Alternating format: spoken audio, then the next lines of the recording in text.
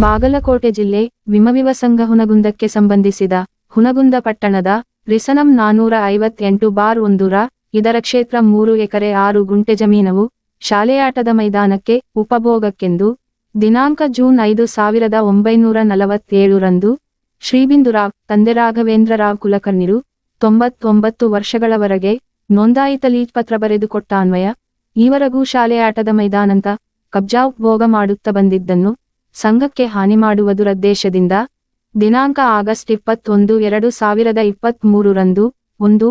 ಮಹಾಂತೇಶ ತಂದೆ ಶಿವಾನಂದ ಕಾಶಪ್ಪನವರ 2. ವೀರೇಶ ಕಾಶಪ್ಪನವರರು ಕಂದಾಯ ಇಲಾಖೆ ಮತ್ತು ಉಪನೋಂದಾವಣಾಧಿಕಾರಿಗಳು ಶಾಮಿಲಾಗಿ ಕೊಟ್ಟಿ ಖರೀದಿ ದಾಖಲೆ ಸೃಷ್ಟಿಸಿದ್ದಾರೆಂದು ಖಂಡಿಸಿ ದಿನಾಂಕ ಆಗಸ್ಟ್ 23, 2024 ರಂದು ವಿಎಂ ಪ್ರೌಢಶಾಲೆಯ ಸಭಾಂಗಣದಲ್ಲಿ ಸುದ್ದಿಗೋಷ್ಠಿ ಹಾಗೂ ಸಾರ್ವಜನಿಕ ಸಭೆಯು ಶಾಲೆಯ ಆವರಣದಲ್ಲಿ ಸಂಘದ ಕಾರ್ಯಾಧ್ಯಕ್ಷರಾದ ವೀರಣ್ಣ ಚರಂತಿಮಠರ ಅಧ್ಯಕ್ಷತೆಯಲ್ಲಿ ಜರುಗಿತು.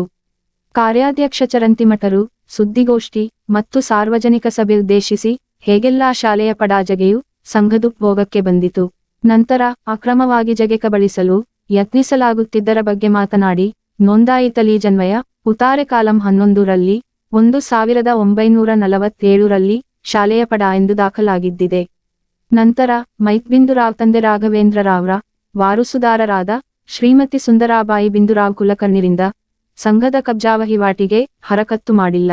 ಮುಂದೆ ಇವರ ಮೈತರಾದಾಗ ಇವರ ವಾರಸುದಾರರಾದ ಶ್ರೀಮತಿ ಗುಂಡಾಬಾಯಿ ಗಂಡ ಹನುಮಂತರಾವ್ ಕುಲಕರ್ಣಿ, ಶ್ರೀಮತಿ ಪದ್ಮಾವತಿ ಗಂಡ ನರಸಿಂಹ ಕುಲಕರ್ಣಿ, ಕೃಷ್ಣರಾವ್ ಭೀಮರಾವ ತಂದೆ ಹನುಮಂತರಾವ್ ಕುಲಕರ್ಣಿರು 2001 ರಲ್ಲಿ ಸಂಘದ ಕಬ್ಜಾ ವಹಿವಾಟಿಗೆ ಹರಕತ್ತು ಮಾಡಿ ಹುನಗುಂದ ನ್ಯಾಯಾಲಯದಲ್ಲಿ ತಾಕೀದಿದಾವೆ ನಂಬರ 129/2001 ಅಂತ ದಾಖಲಿಸಿದ್ದು, ನಂತರ ಏಪ್ರಿಲ್ 21, 2001 ರಲ್ಲಿ ಕಬ್ಜಾ ವಹಿವಾಟಿಗೆ ಧಕ್ಕೆ ತರುವುದಿಲ್ಲೆಂದು ನ್ಯಾಯಾಲಯದಲ್ಲಿ ಸಕ್ಷಮರಾಜಿ ಡಿಕ್ರಿ ಮಾಡಿಕೊಂಡಿದ್ದು, ನಂತರ ಸನ್ 2014 ರಿಂದ 15 ರಲ್ಲಿ ಅನ್ಯಜಾತಿಯವರಿದ್ದರೂ ಸಹ ಕೊಟ್ಟಿತರೀಕಿಯಿಂದ ತಾವೇ ರಘುನಂದನ ತಂದೆ ಕೆಂಚನಗೌಡ ಸರದೇಸಾಯಿ ಮತ್ತು ಶ್ರೀಮತಿ ಪದ್ಮಾವತಿ ಗಂಡ ನರಸಿಂಹ ಕುಲಕರ್ಣಿ ಎಂದು ಶಾಲೆಯ ಪಡ ತೆಗೆದುಹಾಕಿ ಅಧಿಕಾರಿಗಳೊಂದಿಗೆ ಶಾಮಿಲಾಗಿ ಜಮೀನಿನ ಮಾಲೀಕತ್ವ ಮತ್ತು ಖುಷ್ಕಿ ಜಮೀನೆಂದು ನಮೂದು.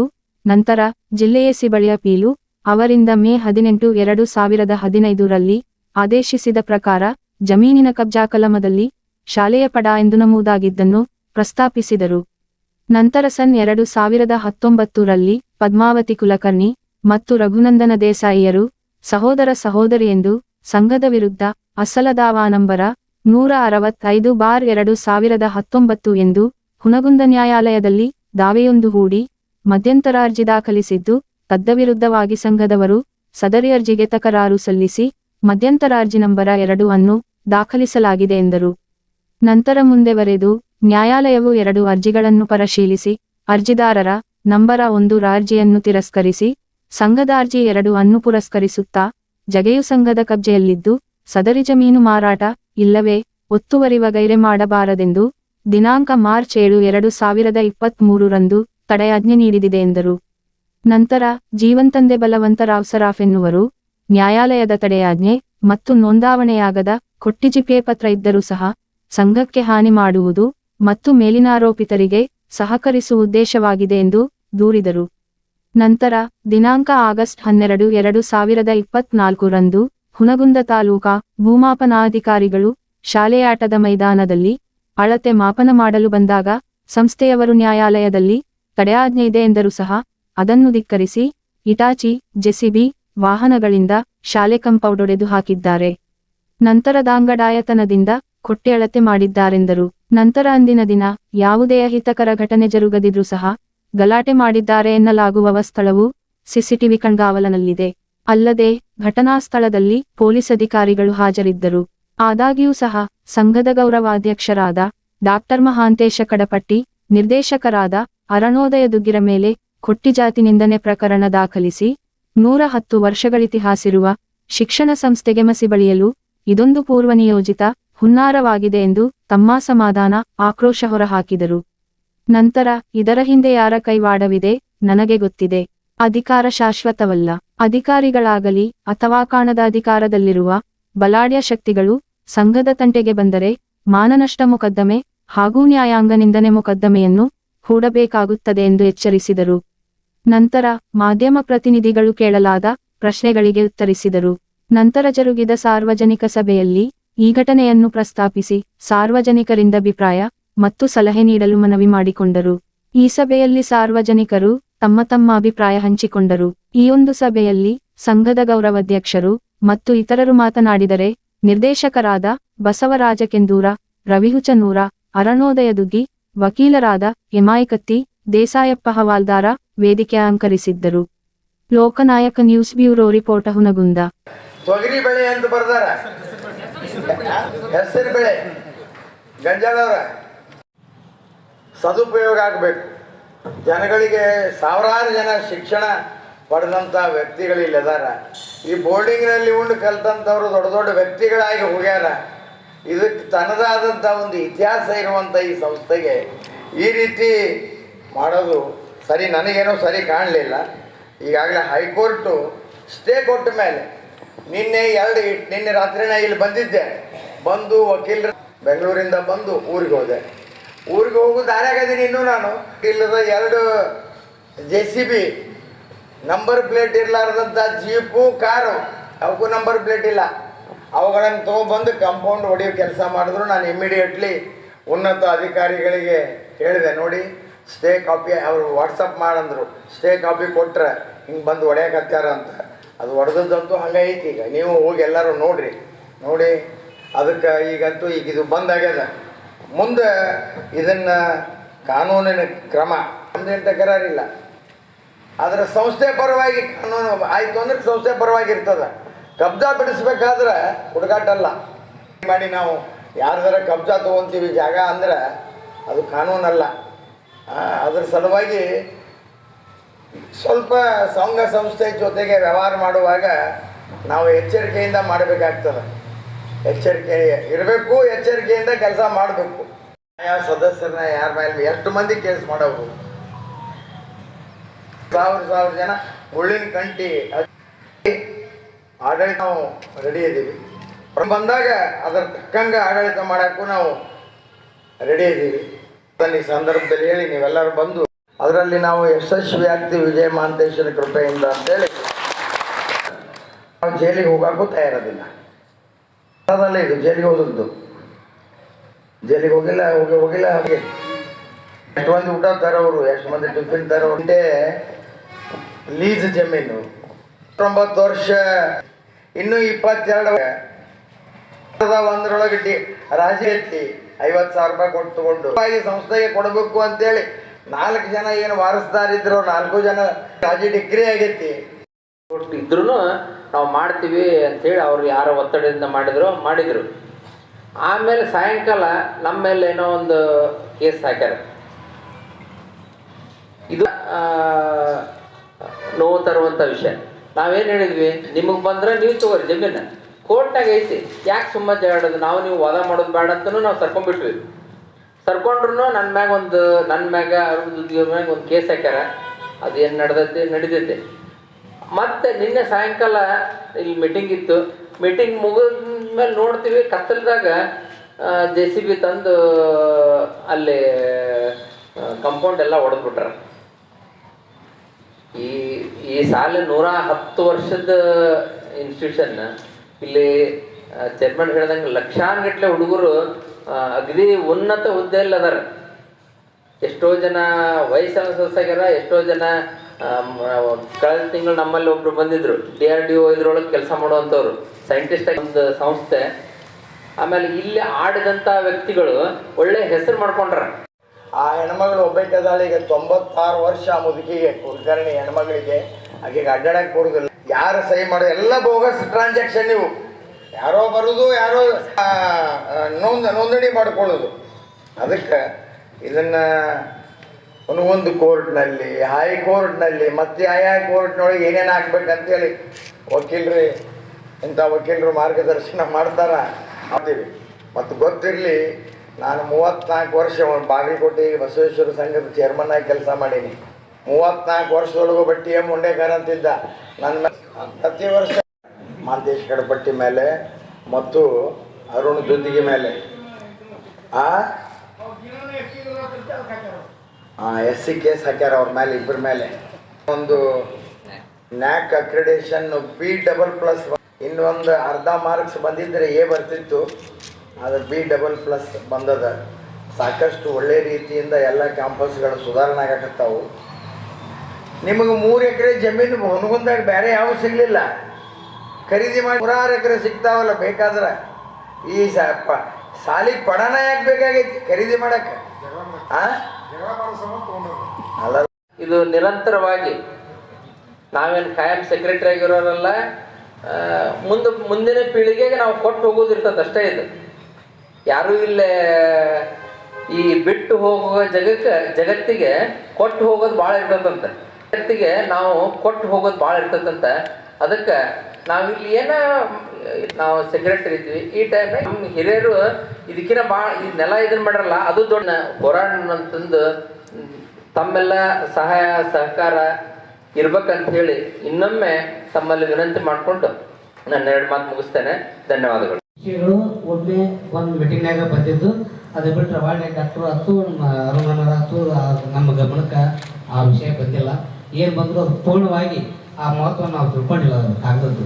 ಅದಕ್ಕೆ ಯಾವತ್ತೂ ನಾವು ಸಂಘದ ಪರವಾಗಿ, ನಾವು ಯಾವತ್ತು ಚೇರ್ಮನ್ರ ಪರವಾಗಿ ಇರ್ತೀವಿ ಅಂತಂದು ನಾನು ಇದಕ್ಕೆ ಹೇಳ್ತೇನೆ. ಚೇರ್ಮನ್ರ ಪರವಾಗಿ 4 ವರ್ಷ ಆಯ್ತು. ಗೊತ್ತಿಲ್ಲದ ವಿಷಯಗಳನ್ನು ನಾನು ಏನೂ ಮಾತಾಡೋಕ್ಕೆ ಇಷ್ಟಪಡೋಲ್ಲ. ಆದರೆ ಅದು ಆ ವಿಷಯಗಳನ್ನು ತಮ್ಮಿಂದ ತಿಳ್ಕೊಂಡು ನಂತರ ಅದಕ್ಕೆ ಪ್ರತಿಕ್ರಿಯೆ ಕೊಡಿ. ಸಂಘದ ಕಿತ್ತೋತಾರಪ್ಪ ಅಂತಂದ್ರೆ ಇತಿಹಾಸಪ್ಪ ಅಂದ್ರೆ ನಮ್ಮ ಲೂಮದೊಳಗಿದೆ. ನಾವೆಲ್ಲಿ ಸಂಘದ ಕಿತ್ಕೊಂಡಿದ್ದು ಮಕ್ಕಳು ಕಲಿಯಂಥ ಆಟದ ಮೈದಾನ ಕಿತ್ಕೊತೀವಿ ಅನ್ನೋದು ಇತಿಹಾಸ. ಆದ್ರೆ ಇದು ಹೋರಾಟದ ತಿಳ್ಕೊಬೇಕು. ಜಾತ್ಯತೀತವಾಗಿ ಎಲ್ಲ ಹೊಸಕ್ಕೆ ಸೇವಾ ಸಲ್ಲಿಸೋಮು, ಇದು ಸೇವೆ ಅಂತ ತಿಳ್ಕೊಂಡು ಈ ಸಂಘಕ್ಕೋಸ್ಕರ ನಾವು ಏನಾದರೂ ಮಾಡ್ಬೇಕಪ್ಪ ಅಂತಂದ್ರೆ ಆ ಜಾಗವನ್ನು ಉಳಿಸ್ಕೊಂಡು ಒಂದು ವ್ಯವಸ್ಥೆ ನಾವೆಲ್ಲರೂ ಕೂಡಿ ಮಾಡ್ಬೇಕಂತ ನನ್ನ ಅನಿಸಿಕೆ. ಯಾವಲ್ಲಿ ಬೆಳೆದಿಲ್ಲ, ಊರಲ್ಲಿ ಯಾವಲ್ಲಿ ಹೆಸರು ಬೆಳೆಯಾಗಿಲ್ಲ, ಇದು ಒಂದೇ ಬೆಳೆದೈತಿ. ಅದಕ್ಕೆ ಇದು ಬೇಕಾಗೈತಿ ಅವ್ರಿಗೆ. ನಾನು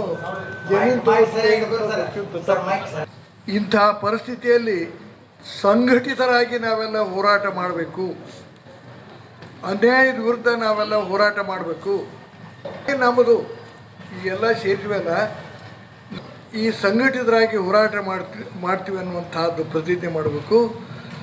ಈ ಅಕ್ಷರ ಜ್ಞಾನವನ್ನು ನೀಡಿ ಒಂದು ಮಹೋನ್ನತ ವ್ಯಕ್ತಿಗಳನ್ನು ಈ ಸಮಾಜದಲ್ಲಿ ರೂಪಿಸುವುದರ ಜೊತೆಗೆ ಈ ಒಂದು ಸಂಸ್ಥೆ ಅನೇಕ ತನ್ನದೇ ಒಂದು ನಾವು ಒಬ್ಬರು ಅದಿವಂತಿದ್ದು ಸಂಘಕ್ಕೆ ನಾವು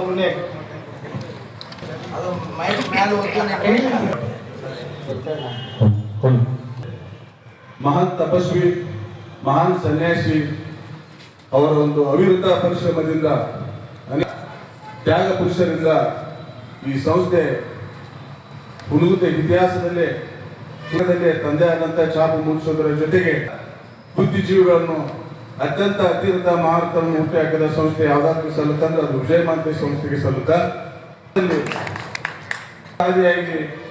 ಅನೇಕರು ನಮ್ಮ ಹೊಣೆ ಸಂಘಟಿತರಾಗಿ ಹೋರಾಟ ಮಾಡ್ತೀವಿ ಅನ್ನುವಂಥದ್ದು ನೀವು ಹೇಳಬೇಕು.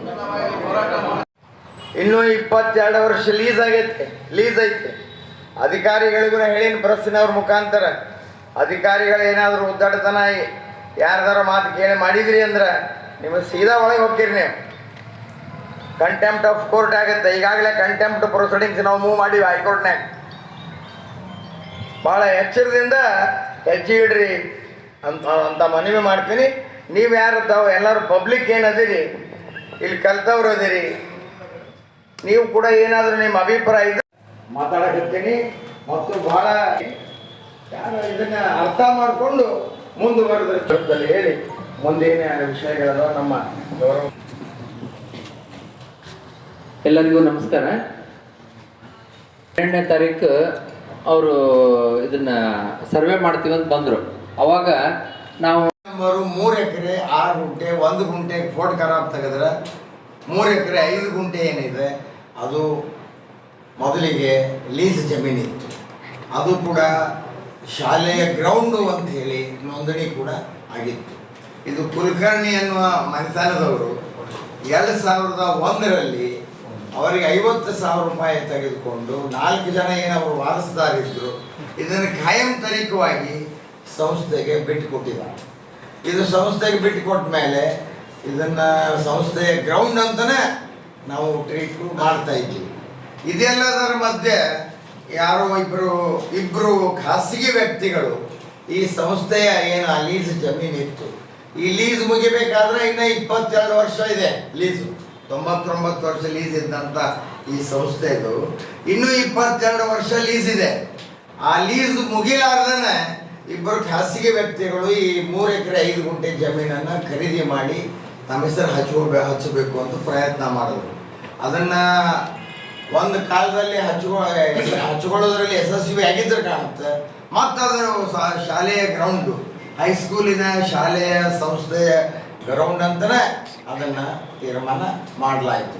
ಈಗ ಮತ್ತವರು ಅಧಿಕಾರದ ಒಂದು ಸದುಪಯೋಗನೋ ದುರುಪಯೋಗನೋ ಮಾಡಿಕೊಂಡು ಅದನ್ನು ಕಬ್ಜಾ ತಗೋಬೇಕು ಅಂತಕ್ಕಂಥ ಹುನ್ನಾರದಲ್ಲಿ ಇದ್ದಾರೆ. ಯಾವುದೇ ಒಂದು ಸೈಟು ಬಾಡಿಗೆದಾರ ಮನೆಯಲ್ಲಿದ್ದರೆ ಅವನನ್ನು ಬಿಡಿಸ್ಬೇಕಾದ್ರೆ ದಾವಾ ಮಾಡಲಾರ್ದೆ ಬಿಡಿಸಕ್ಕೆ ಬರೋದಿಲ್ಲ.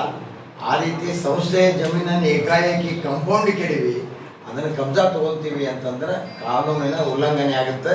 ಈ ದೇಶದಲ್ಲಿ ನ್ಯಾಯಾಂಗಕ್ಕೆ ಬಹಳ ದೊಡ್ಡ ಮಹತ್ವನೂ ಕೂಡ ಇದೆ ಅನ್ನೋದನ್ನು ಅವರು ಆ ರೀತಿ ಮಾಡುವಂಥವ್ರು ಮರಿಬಾರದು ಅನ್ನುವಂಥ ಮಾಡಿಕೊಂಡು ಏನೋ ಇದನ್ನು ಸಹ ದಾವೆ ನಂಬರ್ 129 2001ರಲ್ಲಿ ನಾನು ಹೇಳಿದೆ. ಅದನ್ನು ರಾಜಿ ಡಿಗ್ರಿ ಆಗ್ಯದ ಕೋರ್ಟ್ನಲ್ಲಿ, ರಾಜಿ ಡಿಗ್ರಿ ಆಗಿ ನಮ್ಮ ಹೆಸರಲ್ಲೇ ಸಂಸ್ಥೆಯ ಗ್ರೌಂಡ್ ಅಂತ ಆಗ್ಯದ. ಅದನ್ನು 22 ವರ್ಷದ ನಂತರ ಲೀಸ್ ಮುಗಿದ್ರು ಕೂಡ ಆ ಜಮೀನು ಸಂಸ್ಥೆಯ ಮಾಲಿಕೆ ಜಮೀನು ಆಗುತ್ತೆ. ಇದರಲ್ಲಿ ಯಾವ ಸಂಶಯನೂ ಇಲ್ಲ. ಅಧಿಕಾರ ಮನುಷ್ಯನಿಗೆ ಶಾಶ್ವತ ಅಲ್ಲ. ಅಧಿಕಾರ ಎದಕ್ಕೆ ಬಂದಿರ್ತತಿ ಅಂದ್ರೆ ಹೋಗಕ್ಕೆ ಬಂದಿರ್ತತಿ. ಮನುಷ್ಯ ಎದಕ್ಕೆ ಕೊಟ್ಟಿರ್ತಾನಂದ್ರೆ ಸಹಾಯ ಕೊಟ್ಟಿರ್ತಾನೆ. ಇದನ್ನು ನಾವು ನೆನಪಿನಲ್ಲಿ ಇಟ್ಕೊಂಡು ಕೆಲಸ ಮಾಡಿದರೆ ಇರುವಾಗ ಏನು ಒಳ್ಳೆಯ ಕೆಲಸ ಮಾಡ್ತೀವಿ, ಇದು ಭಾಳ ಮುಖ್ಯವಾದಂಥದ್ದು. ಅಧಿಕಾರ ಇರುವಾಗ ನಾವು ಎಷ್ಟು ಒಳ್ಳೆ ಕೆಲಸ ಮಾಡಿದ್ವಿ, ಜೀವಿತಾವಧಿಯಲ್ಲಿ ಹುಟ್ಟು ಮತ್ತು ಸಾವಿನ ಮಧ್ಯದಲ್ಲಿ ಏನು ಒಳ್ಳೆ ಕೆಲಸ ಮಾಡಿದ್ವಿ, ಇದು ಶಾಶ್ವತವಾಗಿ ಉಳಿಯುವಂಥದ್ದು. ಇಂಥ ಉದ್ದಟತನದ ಕೆಲಸ ಯಾರೂ ಮಾಡಬಾರ್ದು ಅಂಥೇಳಿ ನಾನು ಹೇಳಲಿಕ್ಕೆ ಬಯಸ್ತೇನೆ. ಈಗಾಗಲೇ ಕರ್ನಾಟಕ ಹೈಕೋರ್ಟು ಇದಕ್ಕೆ ಸ್ಟೇ ಕೊಟ್ಟಾರೆ. ಇದು ಸ್ಟೇ ಕೊಟ್ಟದ್ದನ್ನು ನಿನ್ನೆ SP ಅವರಿಗೆ ಮತ್ತು ಎಲ್ಲರಿಗೂ ಕೂಡ ನಾವು ಕೊಟ್ಟಿದ್ದೇವೆ. ಬೋಗಸ್ ಅಟ್ರಾಸಿಟಿ ಮಾಡ್ತಕ್ಕಂಥ ಕೆಲಸ ಆಗಿದೆ. ಅದು ಬೋಗಸ್ ಅಟ್ರಾಸಿಟಿ, ಬೋಗಸ್ ಇದ್ದಾಗ ಯಾರನ್ನೂ ಅರೆಸ್ಟ್ ಮಾಡೋಕ್ಕೆ ಬರೋದಿಲ್ಲ ಅಂಥೇಳಿ ಅದು ಕಾನೂನನ್ನು ಕೂಡ ನಾವು ಕೇಳಿದ್ದೀವಿ. ಮುಂದೂ ಕೂಡ ನಿನ್ನೆ ರಾತ್ರಿ ಏಕಾಏಕಿ ಏನು ಕಾಂಪೌಂಡ್ ಹೊಡೆದಾಗ ನೋಡ್ರಿ, 2 ಹಿಟಾಚಿ, 2 JCB ಮತ್ತು ಕಾರು ಜೀಪು, ಯಾವಕ್ಕೂ ನಂಬರ್ ಇಲ್ಲ, ಎಲ್ಲ ನಂಬರ್ ಪ್ಲೇಟ್ ತೆಗೆದು ಏಕಾಏಕಿ ಬಂದು ಆ ಕಾಂಪೌಂಡನ್ನು ಹೊಡೆಯುವಂಥ ಕೆಲಸ ಏನು ಮಾಡಿದ್ದೀರಿ. ಅವ್ರ ಮೇಲೆ ಯಾರು ಇದರೊಳಗೆ ಪಾರ್ಟಿ ಇದೀರಿ 100ಕ್ಕೆ 100ರಷ್ಟು ನಾವು ಡಿಫಾರ್ಮೇಷನ್ ಕೇಸ್ ಹಾಕ್ತೀವಿ. ಏನಂತವ್ರು ಕನ್ನಡದಾಗ ನಾನಷ್ಟು ಮೊಕದ್ದಮೆ ಹಾಕ್ತೀವಿ. ಈಗಾಗಲೇ ನಾವು ಮೂವ್ ಮಾಡಿದ್ದೀವಿ. ಅವ್ರ ಮೇಲೆ ಕಂಟೆಂಪ್ಟ್ ಆಫ್ ಕೋರ್ಟಿಗೆ ಸ್ಟೇ ಇರುವಾಗ ಈ ರೀತಿ ಮಾಡಿದರೆ ಕಂಟೆಂಪ್ಟ್ ಆಫ್ ಕೋರ್ಟನ್ನು ನಾವು ಮಾಡಿದ್ದೀವಿ, ಈಗಾಗಲೇ ಮಾಡ್ತೀವಿ. ಮತ್ತು ಅಧಿಕಾರಿಗಳಿಗೂ ನಾನು ಹೇಳಕ್ಕೆ ಬಯಸ್ತೀನಿ, ಯಾರ್ದೋ ಮಾತು ಕೇಳಿ ಕಾನೂನು ಬಿಟ್ಟು ಕೆಲಸ ಮಾಡಿದರೆ ನೀವು ಕಂಟೆಂಪ್ಟಿಗೆ ಒಳಪಡ್ತೀರಿ. ಅಧಿಕಾರಿಗಳು ಕೂಡ ಕಾನೂನುಬದ್ಧವಾಗಿ ಏನದ ಆ ಕೆಲಸ ಮಾಡಬೇಕು. ಸರ್ಕಾರ ಇರ್ತಾವೆ ಹೋಗ್ತಾವೆ, ಅಧಿಕಾರ ಇರ್ತದ ಹೋಗ್ತವೆ, ಆದರೆ ಕಾನೂನು ಬಿಟ್ಟು ಕೆಲಸ ಮಾಡುವಂಥದ್ದು ಇದು ಯಾವ ಕಾಲಕ್ಕೂ ಆಗಬಾರ್ದು. ಅಧಿಕಾರಿಗಳಿಗೂ ಕೂಡ ನಾನು ಮನವಿ ಮಾಡ್ತೇನೆ, ಯಾರು ಕೂಡ ಯಾರಿಗೋ ಮಾತು ಕೇಳಿ ಇಲ್ಲದ ನೀವು ಏನಾದರೂ ಮಾಡಿದಿರಿ ಅಂದ್ರೆ ಇದಕ್ಕೆ ಹೊಣೆಗಾರ ನಾಳೆ ನೀವು ಹಾಕ್ತೀರಿ, ಅಧಿಕಾರಿಗಳ ಹೊಣೆಗಾರ ಹಾಕ್ತೀರಿ, ಬೇರೆಯವರು ಯಾರೂ ಆಗೋದಿಲ್ಲ. ನಿಮ್ಮ ಮೇಲೇನೂ ಕೂಡ ಕಂಟೆಂಪ್ಟ್ ಪ್ರೊಸೀಡಿಂಗ್ಸ್ ನಾವು ಈಗಾಗಲೇ ಮೂವ್ ಮಾಡಿದ್ದೀವಿ. ಆ ಕಂಟೆಂಪ್ಟ್ನಲ್ಲಿ ಏನೇನು ಬರ್ತದೆ ಅದು ಮುಂದಿನ ನಿರ್ಮಾಣದಲ್ಲಿ ನಿಮಗೂ ಗೊತ್ತಾಗುತ್ತೆ. ಮತ್ತು ಇದಕ್ಕೆ ನಾವು ಕಾನೂನಿನ ಪ್ರಕಾರ ಮುಂದೆ ಏನು ಮಾಡ್ತೀವಿ ಅನ್ನೋದನ್ನು ನಾವೀಗ ಹೇಳೋದಿಲ್ಲ. ಕಾನೂನಿನ ಪ್ರಕಾರ ನಾವೆಲ್ಲ ಲಾಯರ್ಗಳ ಜೊತೆ ಕನ್ಸಲ್ಟ್ ಮಾಡೀವಿ. ಕಾನೂನಿನ ಪ್ರಕಾರ ಏನು ಕ್ರಮ, ಕಾನೂನು ಬಿಟ್ಟು ನಾವೇನು ಮಾಡೋದಿಲ್ಲ, ಕಾನೂನಿನ ಪ್ರಕಾರ ಏನು ಕ್ರಮ ತಗೋಬೇಕು, ಏನು ಕೆಲಸ ಮಾಡಬೇಕು, ಸಂಸ್ಥೆಯ ಹಿತದೃಷ್ಟಿಯಿಂದ ನಿಶ್ಚಿತವಾಗಿ ನಾವು ಮಾಡ್ತೀವಿ ಅನ್ನೋದನ್ನು ನಿಮ್ಮ ಮುಖಾಂತರ ಹೇಳಲಿಕ್ಕೆ ಬಯಸ್ತೇನೆ. ಧನ್ಯವಾದ. ಎಲ್ಲ ಅದು ಬಂದಾಗ ಹೇಳೋದನ್ನು ನೇರವಾಗಿ ಹೇಳುವಂಥ ಈಗಿದು ಮೊದಲೇ ಪತ್ರಿಕಾಗೋಷ್ಠಿ, ಮೊದಲೇ ಮಾಹಿತಿಯನ್ನು ನಿಮಗೆ ಕೊಡ್ತಾ ಇದ್ದೀವಿ. ಅದನ್ನು ನೇರವಾಗಿ ಹೇಳುವಂಥ ಕಾಲ ಬಂದಾಗ ಹೇಳೋಣ. ನೀನು ಕರೆದು ಹೇಳ್ತೀನಿ, ನೀನು ನಮ್ಮೂರವಲ್ಲ. ಈ ಲೀಸ್ ಸಂಬಂಧಪಟ್ಟಂಗೆ ಹಾಂ ಕೆಲವೊಂದಿಷ್ಟು ನೋಂದಣಿ ಪ್ರಕ್ರಿಯೆಯಲ್ಲಿ ಆಗಿಲ್ಲ ಅದು ಕ್ಲಾರಿಟಿ ಇಲ್ಲ ಅದ್ರ ಬಗ್ಗೆ ನೀವು ಹಂಗಲ್ಲ 100 ವರ್ಷದ ಅಲ್ಲಿ 99 ವರ್ಷ ಲೀಸ್ ಕೊಟ್ಟಾಗ ರಿಜಿಸ್ಟರ್ಡ್ ಡೀಡ್ ಅದ ರಿಜಿಸ್ಟರ್ಡ್ ಡೀಡ್ ಅದ 99 ವರ್ಷ 77 ವರ್ಷ ಆಗ್ಯದ ಇನ್ನು 22 ವರ್ಷ ಅದ ಸರ್ ಕೋರ್ಟ್ ಡಿಗ್ರಿ ಅದು ಆಗಿಲ್ಲ ಸರ್ ಕಾಪಿ ಕೊಟ್ಟು ತಹಶೀಲ್ದಾರ್ ಸೀಲ್ ಹಾಕಿ ಸೈಬರ್ದು ಕಾಪಿ ನಮ್ಮ ಕಡೆ ಐತಿ ನಾವೆಲ್ಲ ಕೋರ್ಟಿಗೆ ಹಾಜರು ಮಾಡಿವಿ ಅವನ್ನೆಲ್ಲಾನು ನಿಮ್ಮ ಹತ್ರ ಎಲ್ಲಾನು ಯಾವ ಡಿಗ್ರಿ ಆದಮೇಲೆ ಡಿಗ್ರಿ ಆದ ತಕ್ಷಣ 24/1/2001 ಏನು ಡಿಗ್ರಿ ಹಾಕಿಸಿ ಕೊಟ್ಟಿದ್ದೀವಿ ಅದರದ್ದು ಅವ ಎಂಡೋಸ್ಮೆಂಟ್ ಕೊಟ್ಟು ನಾಳೆ ಕಂಟೆಂಪ್ಟ್ ಹಾಕೋಕ್ಕೂ ಕೊಡ್ತೀವಿ ಇದನ್ನ ನಿಮ್ಮ ಮುಖಾಂತರ ಹೇಳಲಿಕ್ಕೆ ನಾನು ಬಯಸ್ತೇನೆ. ಖರೀದಿ ಪೂರ್ವದಲ್ಲೇ ತಡಿಬೋದಿತ್ತಲ್ಲ ಸರ್ ಅದು ಖರೀದಿ ಪೂರ್ವದಲ್ಲೇ ತಡಿಬೋದಿತ್ತಲ್ರಿ ಖರೀದಿ ಪೂರ್ವದಲ್ಲೇ ತಡಿಬೇಕಂತ ನಮಗೆ ಗೊತ್ತಾದ್ರೆ ತಡಿಬೇಕಲ್ಲ ಹಾಂ ಸರ್ ಅಲ್ವಾ? ಖರೀದಿ ಮಾಡ್ಕೊಳ್ಳೋರಿಗೆ ಇದು ಲೀಸ್ 22 ವರ್ಷ ಲೀಸ್ ಐತಿ ಅಂದ್ರೆ ಖರೀದಿ ಹಾಕೋಬೇಕು ಹಾಕೋಬಾರ್ದು ಅನ್ನೋದು ಅವ್ರು ವಿಚಾರ ಮಾಡಬೇಕು. ಸಂಸ್ಥೆ ಇದು ಅಥವಾ ವೈಯಕ್ತಿಕ ಯಾರ್ದಾರ ಮನಿ ಹೊಲ ಅಲ್ಲ ಸಂಸ್ಥೆಯ ಜಾಗ 99 ವರ್ಷ ಲೀಸ್ ಡೀಡ್ ಏನದು ಲೀಸ್ ಡೀಡ್ ಇರುವ ಡಿಗ್ರಿ ಏನದು ನೋಂದಣಿ ರಿಜಿಸ್ಟರ್ ಡೀಡ್ ಇರುವಾಗ ಇದರ ಅವಧಿ ಇನ್ನ 27 ವರ್ಷ ಇರುವಾಗ ಅದು ನೋಂದಣಿ ಮಾಡ್ಕೋಬೇಕು ಮಾಡ್ಕೋಬಾರ್ದು ಅನ್ನೋದನ್ನು ನೋಂದಣಿ ಮಾಡ್ಕೊಳ್ಳೋರು ವಿಚಾರ ಮಾಡಬೇಕು.